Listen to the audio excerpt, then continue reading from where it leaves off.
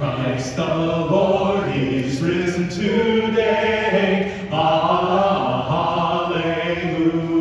Hallelujah. Sons of men and angels sing.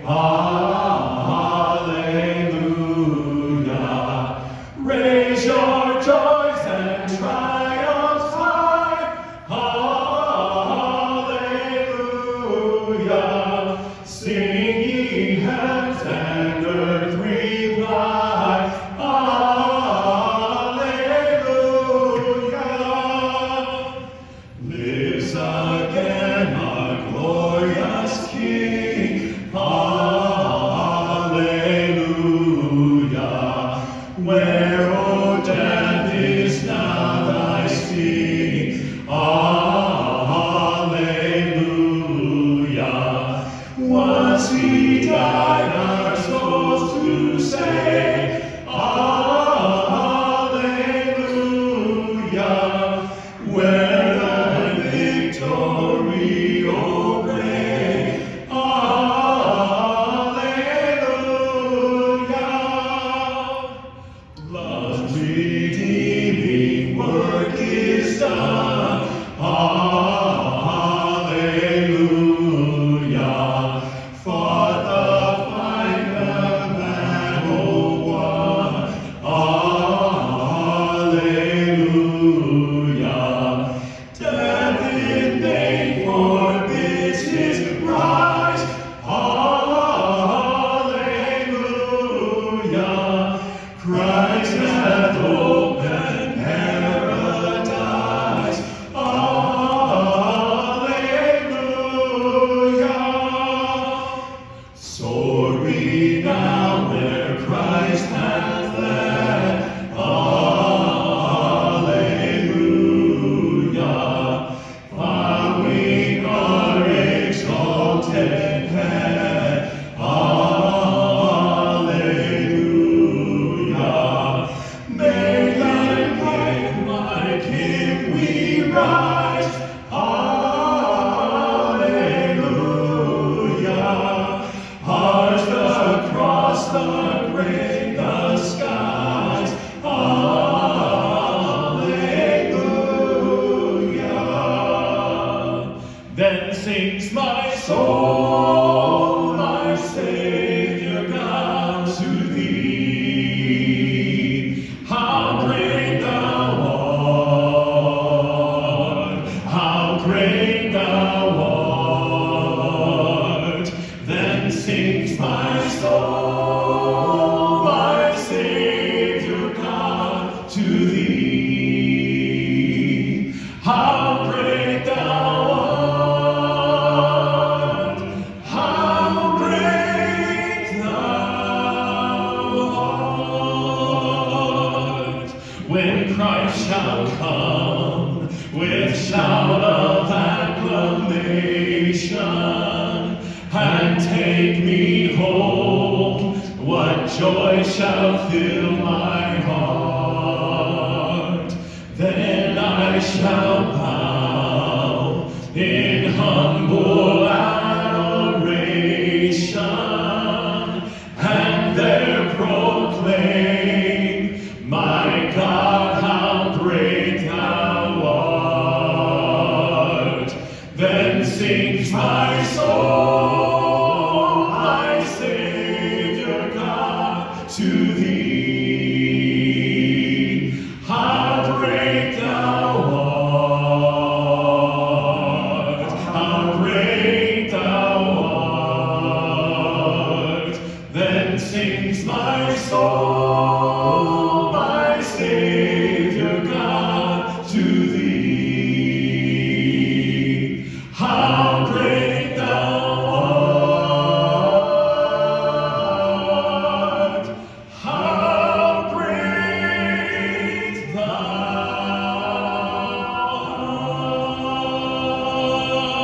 art! Amen, amen. God be praised.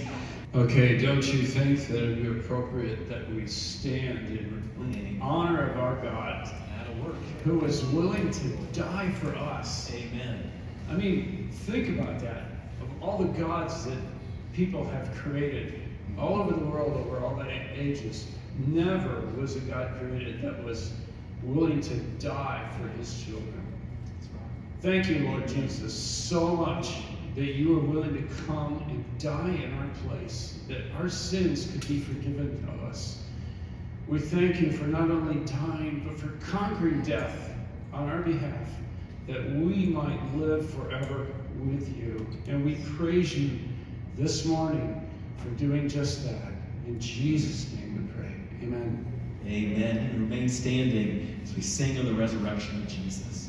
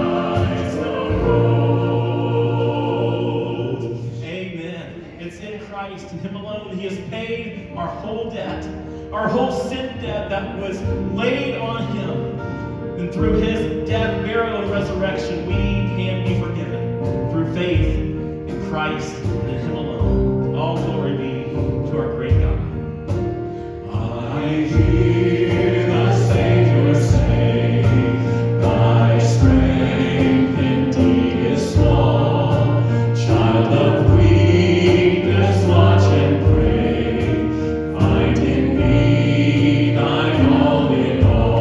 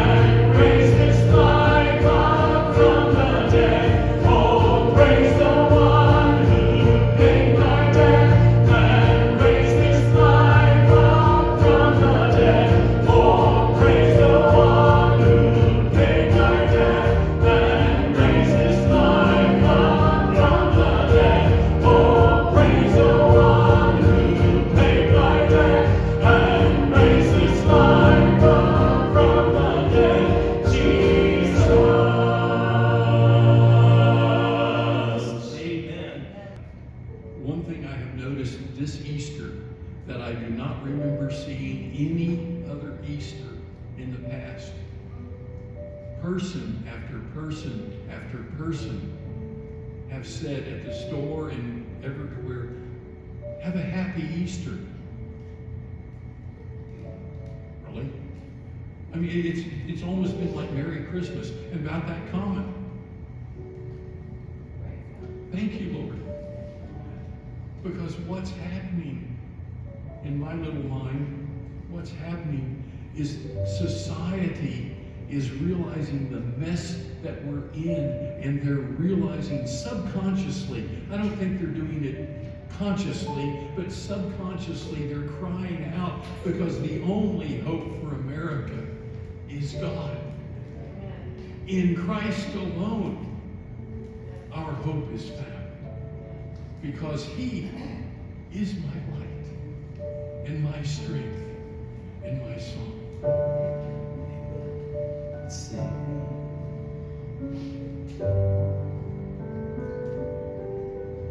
In Christ alone, my hope is found. He is my light, my strength, my song. This cornerstone, this solid ground, firm through the fiercest drought and storm.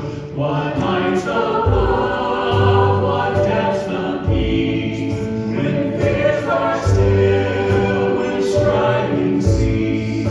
My comforter, my all in all, here in the love of Christ I stand.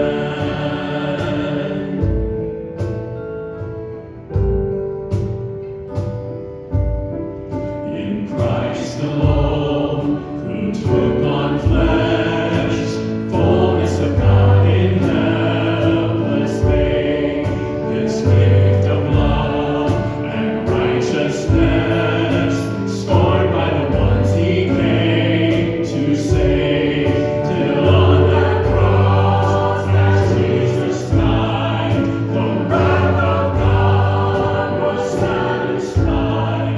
For every sin on Him was laid, here in the death of Christ I live.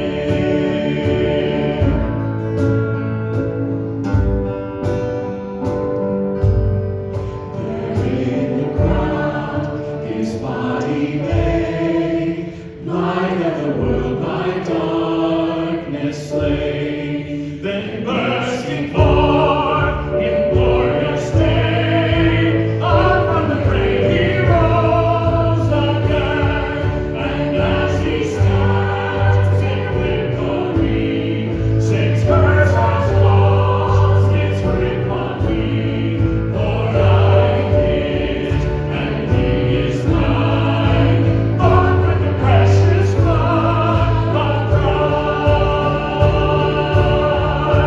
On Christ the solid rock I stand, all other ground is sinking sand, all other ground is sinking sand.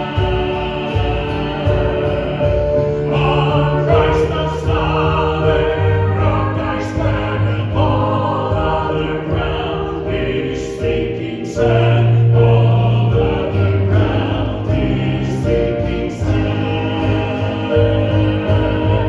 No guilt in life, no fear in death, this is the power of Christ in me, from life's first cry to final breath. Jesus commands my destiny, no power of hell, no scheme of death can ever pluck me from His hand, till He returns or calls me home.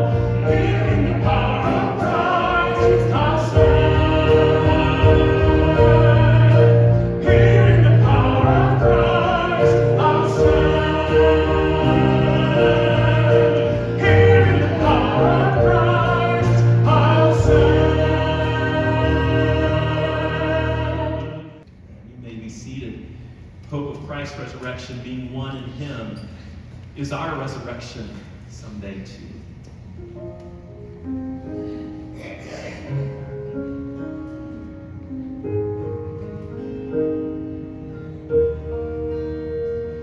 There's a peace I've come to know, though my heart and flesh may fail. There's an anchor for my soul. I can say it is well. Jesus has overcome. And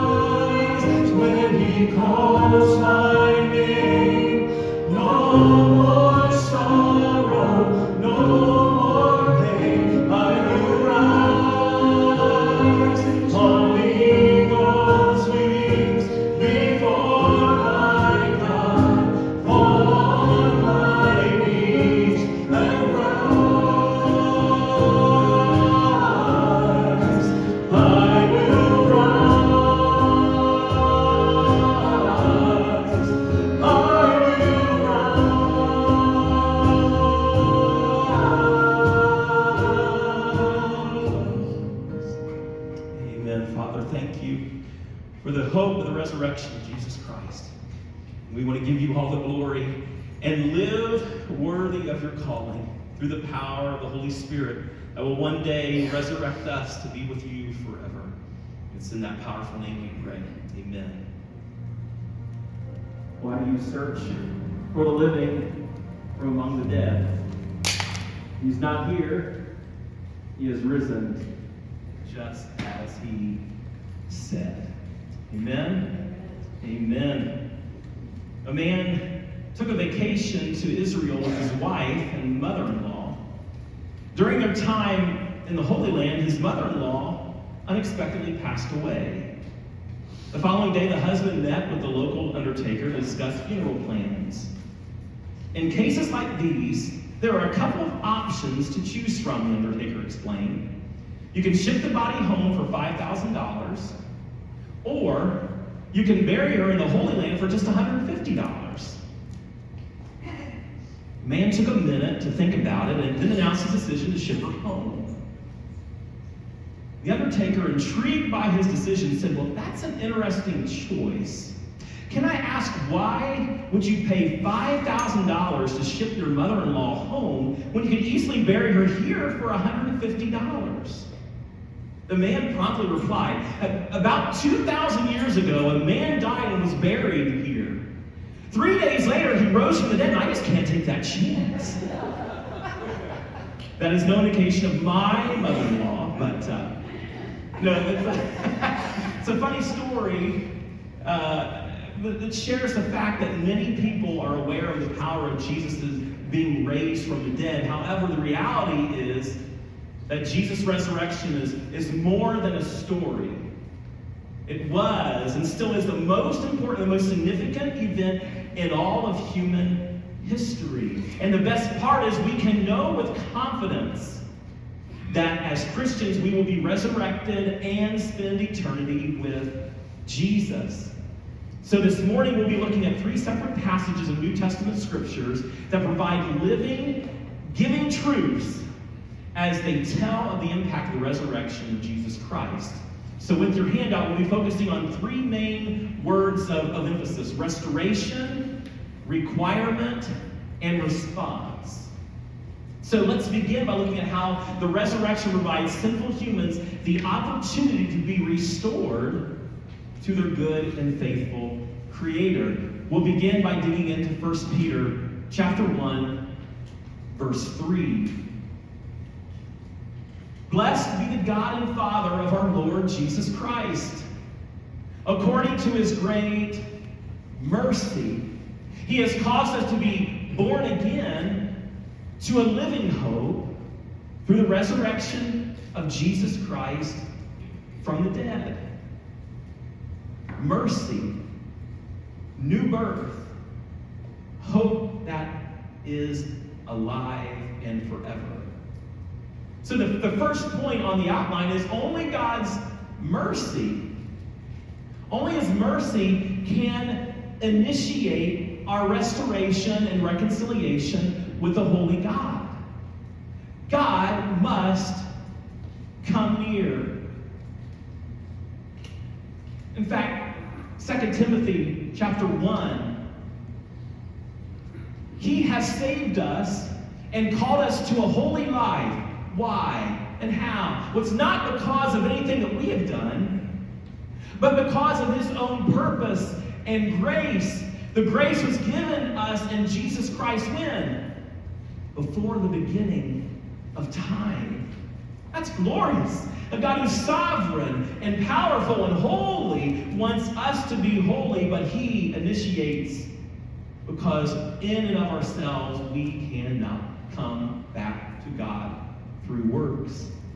Titus 3 says this glorious truth: but when the goodness and loving, loyal love of God, our Savior, appeared, he saved us not because of works done in us, not in our righteous works, but according to his own mercy, his compassion, his pity, his love, by the washing of regeneration and renewal of the Holy Spirit, whom he poured out on us richly, abundantly, lavishly through Jesus Christ our Savior. In salvation, God must initiate.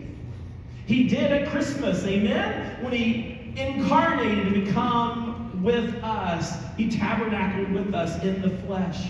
He fulfilled that perfect mission of being holy as the perfect, unblemished, spotless Lamb of God. And then through Good Friday took the punishment, and today on Resurrection Sunday we can say He is not here.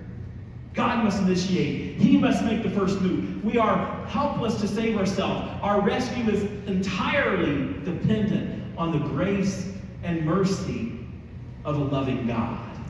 And to that we say, all glory be to Him. Not only does He must initiate, only God can cause us to be born again, to be regenerated, to give new life to what was dead. Colossians 2, Paul says, and you who were dead in your trespasses and the uncircumcision of your flesh, God did what?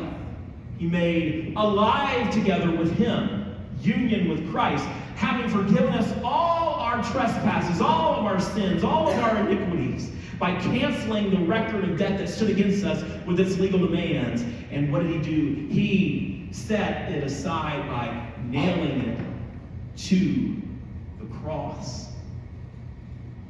Paul goes on in Ephesians, but God, being rich in mercy, because of His great love in which He has loved us, even when we were dead in our trespasses, made us alive together with Christ. By grace you are saved. John goes to Nicodemus as he refers to this account when Jesus encounters him, and Jesus answered Nicodemus and said, truly, truly, I say to you, unless one is born again, you cannot see the kingdom of God.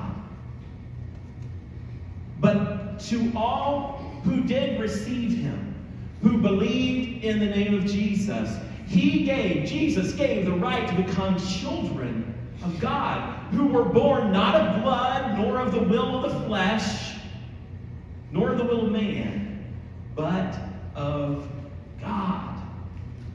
Amen. He initiates and He gives us rebirth. How much can a dead person do to make themselves alive again?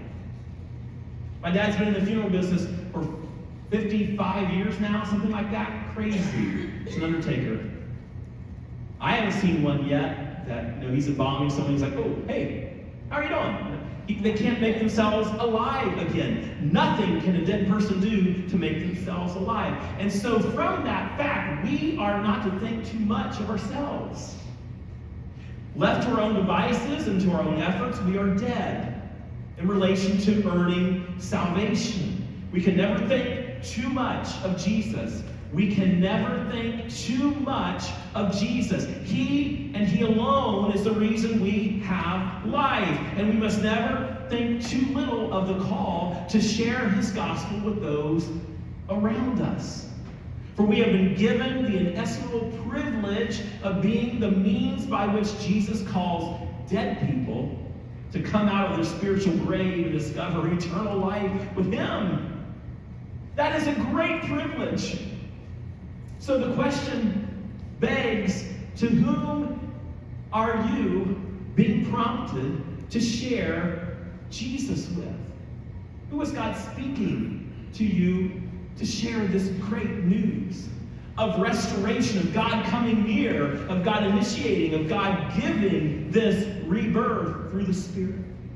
And from that truth of God coming near and of God making us alive, we can have a living hope that truly endures. The end of Romans, Paul says, may the God of hope fill you with all joy and peace in believing, so that by the power of the Holy Spirit you may abound in hope. Remember, Paul also talks at the end of Colossians 1, verse 27, he talks about how Christ in us, the Spirit of Christ in us, is the hope of glory. The promises of Christ's resurrection, if we are united with him, we will rise again with that same power. That gives hope that is enduring for all time.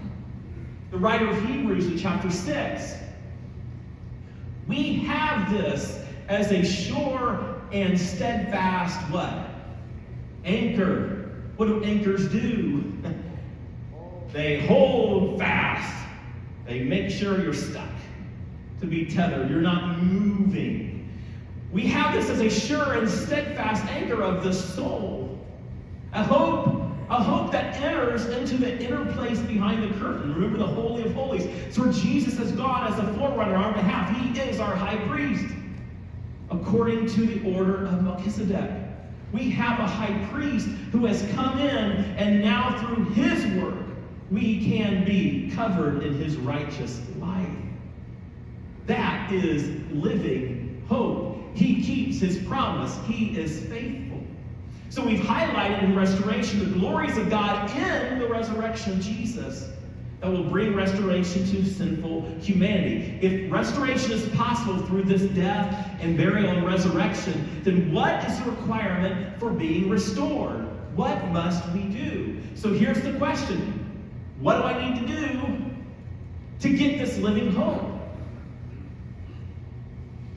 Well, the author, Paul, as an apostle, he says this in Athens while he's standing in the midst of the Areopagus in Acts 17. The times of ignorance God overlooked. But now he commands all people everywhere to what? Repent. Because he has fixed a day on which he will judge the world in righteousness by a man whom he has appointed. And of this he has given assurance to all by raising him from the dead.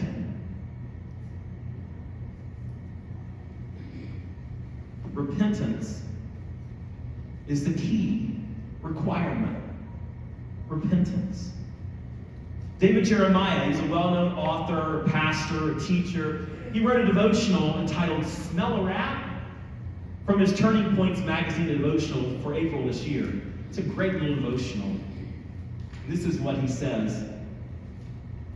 New York City recently advertised for a new position in city government, a rat czar. The official title is Director of Rodent Mitigation. Would you like to have that on your card there? Okay. The position pays between $120,000 and $170,000. How much do you hate rats? Are you willing to? Okay. And it comes as New Yorkers are increasingly fed up with the repugnant creatures.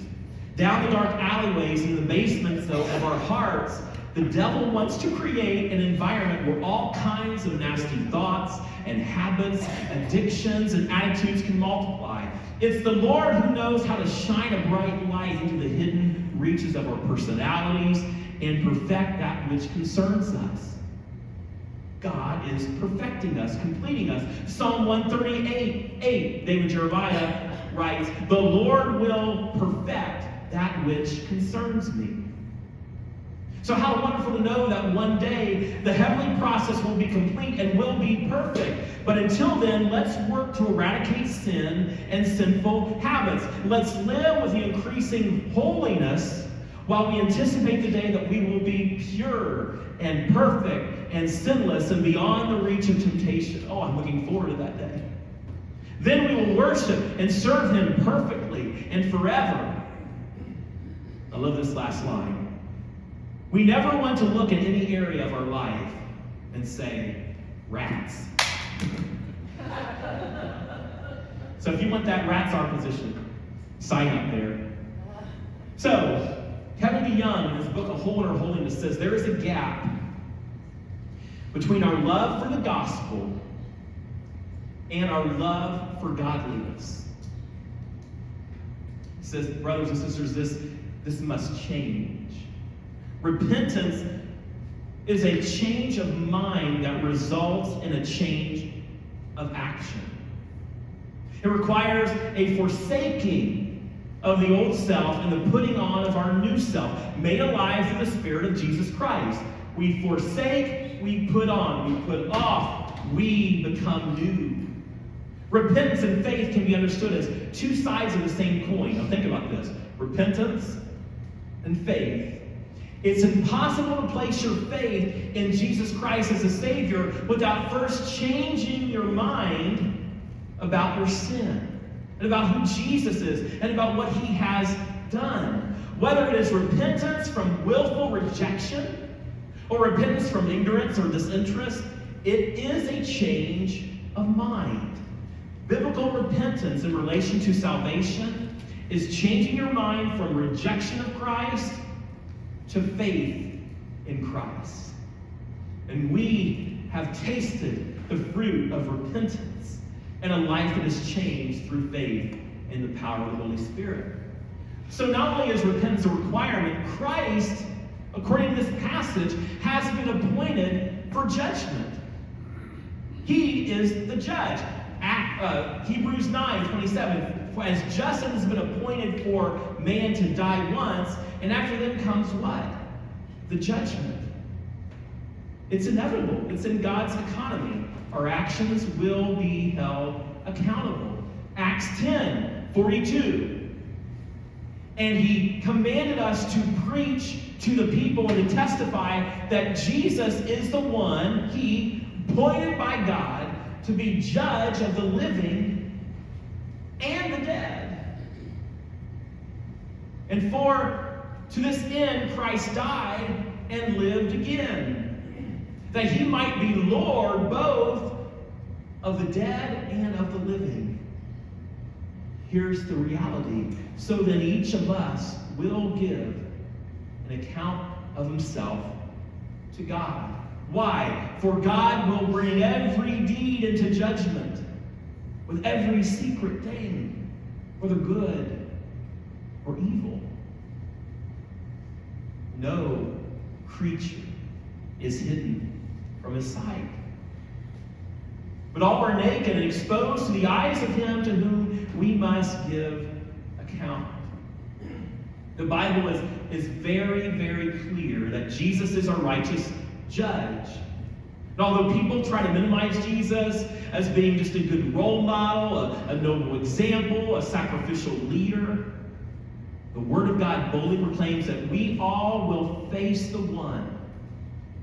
You remember in Revelation, whose eyes are like fire, with a voice like the roar of many waters, and a double-edged sword coming out of his mouth. He is and was the suffering servant, but he's coming back as the King of Kings and Lord of Lords, in whom we must give an account. So Christ has been appointed, and therefore the resurrection has given assurance to all humanity that Jesus is the universal judge. The assurance is given through Christ's resurrection. This means that the resurrection must be preached to all peoples of the world. Without the resurrection, there is no gospel. From this point on, only through faith in the risen Jesus can men be saved. By faith alone, in Christ alone, for God's glory alone. John chapter 5, this passage in verses 24 through 30, very powerful. Truly, truly, I say to you, whoever hears my words, Jesus saying, and believes him who sent me, has eternal life. He does not come to judgment, but he has passed from death to life. Truly, truly, listen, I say to you, an hour is coming and is now here, where the dead will hear the voice of the Son of God. And those who hear will live. For as the Father has life in himself, so he has granted the Son also to have life in himself. And he has given him authority to execute judgment, because he is the Son of Man. Do not marvel at this, for an hour is coming when all who are in their tombs will hear the voice and come out. Those who have done good to the resurrection of life, and those who have done evil to through the resurrection of judgment. I can do nothing of my own. As I hear, I judge, and my judgment is just, because I seek not my own will, but the will of him who sent me. It's powerful.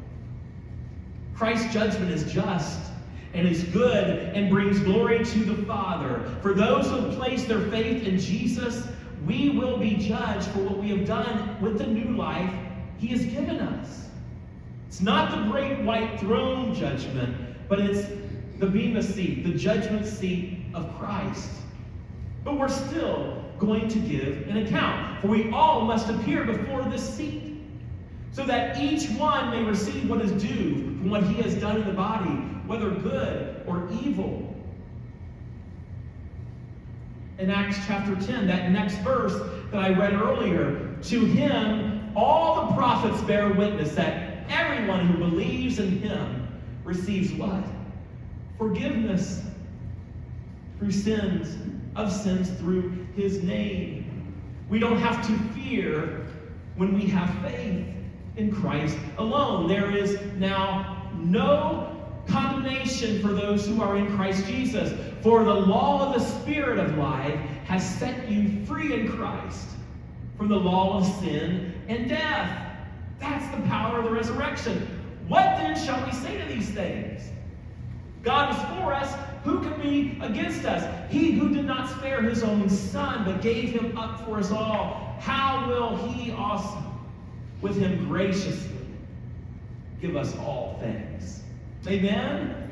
And we have tasted and seen the goodness of God and all that he's done. Seek first the kingdom and his righteousness, and all these things will be added unto you.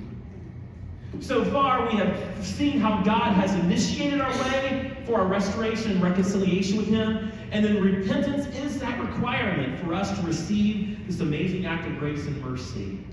This calls for a personal response to this loving invitation. It's belief in Jesus Christ. So our third R, aren't you glad it's not P? That's good. Our third R is response. In context of Lazarus, Jesus rising his close friend from the grave after weeping, Jesus said to Martha, I am the resurrection, and I am the life. Whoever believes in me, though he die, yet shall he live. And everyone who lives and believes in me shall never die. Do you, Martha, do you believe this? Nothing is inevitable like death. And according to an old adage, a proverb from Ben Franklin, death and taxes is a proverb that means one cannot avoid the inevitable. Certain things in life are common to all men and cannot be avoided. A man may not escape death, and a man cannot escape paying taxes. Well, you can, but you're in jail, I guess. But the original start of this phrase is attributed to Benjamin Franklin, about nothing is certain but death and taxes. In his letter written to John Baptiste de Leroy in 1789, Franklin says, our new Constitution is now established and has an appearance that promises permanence.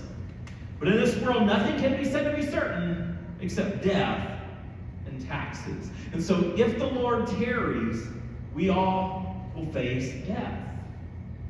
And although it is instinctive and natural for us to want to preserve our lives, we will all eventually expire. It's a reality that grips many people with fear and deep depression. Now, one Easter morning, a woman was on her way to church when her car broke down. Wanting nothing to be late, not wanting to be late for the special service, she ordered an Uber to pick her up. And the car arrived, and she quickly jumped in the back. Halfway through the ride, she asked the driver a question, and the driver didn't respond. She leaned forward and tapped the driver on the arm. And the driver let out a loud scream and swerved into the other lane and almost hit another car and slammed on his brakes and skidded over to the shoulder. The woman and the driver sat in silence for a minute from the shock of all that just happened. And finally she said apologetically, wow, I'm so sorry. I had no idea that tapping me on the shoulder would alarm you like that.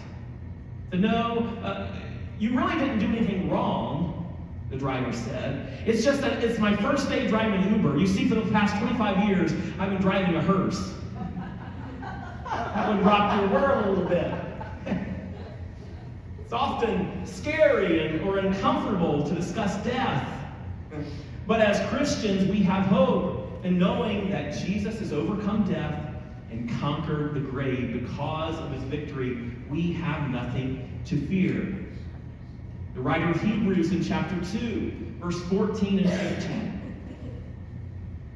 Since therefore the children share in flesh and blood, he himself likewise partook of the same things, incarnating in the flesh, that through death he, Jesus, might destroy the one who has power over death. That is who? The devil. And deliver all those who through fear of death were subject to lifelong slavery. Yes, death is inevitable, but it is not without hope when we have Jesus.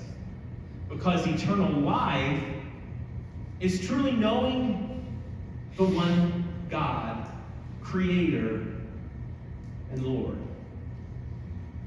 Shortly before he was betrayed by Judas in the Garden of Gethsemane, Jesus in his high priestly prayer declares in John 17:3, and this is eternal life, that they may know you, the only true God, and Jesus Christ whom you have sent. Beginning of John, he says, in Jesus was life, and the life was the light of men. And then he answers disciples that are confused and fearful. He said, Jesus said to him, I am the way, and the truth, and the life. No one comes to the Father except through me. We're bombarded every day with things this world says will bring us life and deep satisfaction, but nothing this world offers can compare to the eternal joys of knowing Jesus Christ as our lasting treasure. His life is our life and our joy and our peace. In his book, The Weight of Glory, C.S. Lewis gives us powerful word pictures on the emptiness of seeking satisfaction in what the world gives us. C.S. Lewis declares, our Lord finds our desires not too strong, but too weak. We are half-hearted creatures fooling around with drink and sex and ambition when infinite joy is offered us. Like an ignorant child who wants to go on making mud pies in the slum because he cannot even imagine what is meant by the offer of a holiday at the sea. No, we are far too easily pleased. Think about the life of Jesus Christ in us. Oh, eternal life is knowing who he is. Blaise Pascal, a brilliant philosopher and scientist and inventor, said, there is a God-shaped vacuum in the heart of each man which cannot be satisfied by any created thing, but only by God the Creator, made known through Jesus Christ. Oh, that's so true. Don't you want to shake our loved ones and our co-workers that haven't tasted this, and they're searching, and only the God-shaped vacuum can fill one center of their being, their heart, with what it means to know and be known by God. So we talked about how death is inevitable and that eternal life is knowing the true God. But these two truths beg the following question that Jesus asked Martha in John chapter 11. He says, do you believe this? That's the million-dollar question, isn't it? Do you believe this? God sends Christ to initiate. Repentance is the requirement. There is death and separation, but eternal life is knowing you. If you know me, you can have life. So do you believe this? Concerning your eternal soul, is the ladder you are propped against the wrong wall? Many people rest their ladder on their own works, reputation, or family tradition. That belief, that trust will not bring true rest in God. What Jesus asked Martha is what he is asking us today. Do you believe this? Do you believe that Jesus is the only one to be reconciled, for us to be reconciled to a holy and wrathful God? Only those who place their faith, their trust, their belief alone in Christ can find their rest in God and come boldly into his presence. The writer of Hebrews in chapter 10, verses 19 through 23. Therefore, brothers, since we have confidence to enter the holy places by the blood of Jesus, by this new and living way that he opened up, through the curtain, that is through his flesh. Since we have a great high priest over the house of God, let us draw near with a true heart and full assurance of faith, with our hearts sprinkled clean from an evil conscience and our bodies washed with pure water. Let us then hold fast the confession of our hope, our living, enduring hope, without wavering. Why? Because he who promised is faithful. In the midst of darkness and upheaval of the crucifixion, all of a sudden something mysterious and utterly unexpected happened. God himself desecrated the temple. Think about this. Alistair Begg says this: the temple curtain was torn in two from top to bottom by our holy creator judge. Begg says this was, I love this, divine vandalism on our behalf.